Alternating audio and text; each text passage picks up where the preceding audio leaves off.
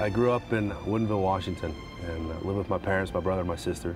I was 12 years old, and I remember going home, and my mom wasn't home. And my dad said that she went for a walk, and I said, okay. I had to get up the next morning for baseball camp. So I went to bed, and I woke up the next morning. It just didn't seem right, so I asked my dad, where's Mom? And he said that she'd gone to the club with some friends and went swimming. I said, all right, so I left for a camp. About noon that day, a police officer came and picked me up, escorted me to the police station, and told me that my parents had been in an argument and my mom didn't make it. The reality of it is that he hit her, I think, 32 times with a sledgehammer and a bench grinder, repainted the entire garage to cover the blood, and rolled her up and put her in the trunk of his car. So time passed. My dad ended up turning himself in, and as the trial went on, I had to testify against my father for murdering my mother because I was with him the night of and the morning after. He was convicted of second-degree murder. Spent 13 years and was released a couple years ago. It was probably a year that changed my life completely. And it made me realize that every day is a gift and that everyone around you is a blessing, and that be close with the ones that you want to be close with, and cherish the memories, because you never know when your life's just going to be completely upside down and you've lost everything you've ever known. When something traumatic happens in life, coping with it is going to be kind of based upon who's around you. My Aunt Susan and my grandparents and my sister and my brother and my family, we all rose. And I think our family got closer at that point because we had to survive. And then I met a guy named Michael Gross. He was 16 years old, and he did a magic trick for me, and it changed my life completely. I was 12, he was 16. He took me to a magic shop, bought me a coin book, J.B. Bobo's coin book.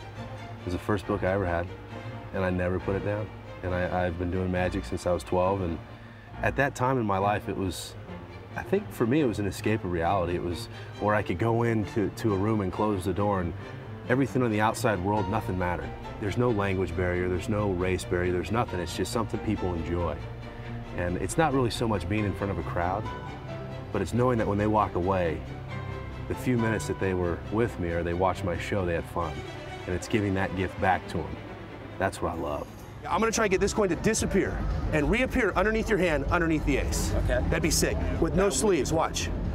Lift up your hand. And the ace, no, wait, whoa. Underneath your hand, underneath the ace would also be underneath your watch. Look underneath your watch. Look underneath there, show the camera, show the camera. We can get underneath the watch. I'll tell you what, man, my NFL career has been off the chain. My best friend that I played high school, junior college ball with had a ride to UTEP.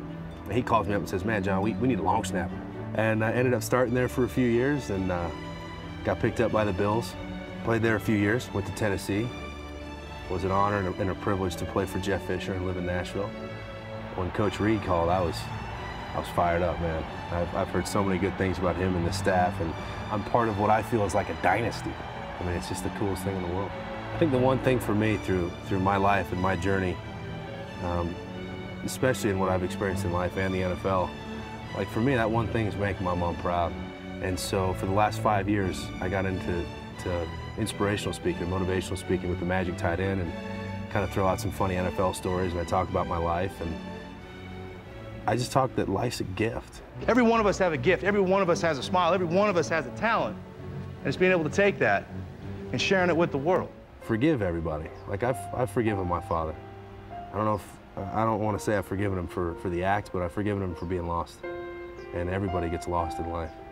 Forgiveness is nothing more than something inside of me to live at peace. I don't want to live with that hate. I don't want to live with that revenge, with that. It just consumes me. So you just got to let it go. So magic for me it's been my escape. It's been my passion. And as ironic as it is, life is magic to me, and just this opportunity. And one of the greatest tricks ever, we're going out to play the Giants in last year's playoff game, and a reporter came up to me and goes, don't you think it's weird that you're with the Eagles now? And I'm like, it's cool, isn't it? And he goes, well, I read up, and didn't your mom's friend sing Wind Beneath My Wings at your mom's funeral? And I kind of went, whoa, like, wow, I'd never put two and two together. And as I'm running out of the tunnels, that's all I thought about, is I'm an Eagle now. And the wind's beneath my wings, and I'm just gonna ride this one out. And that to me is magic in itself.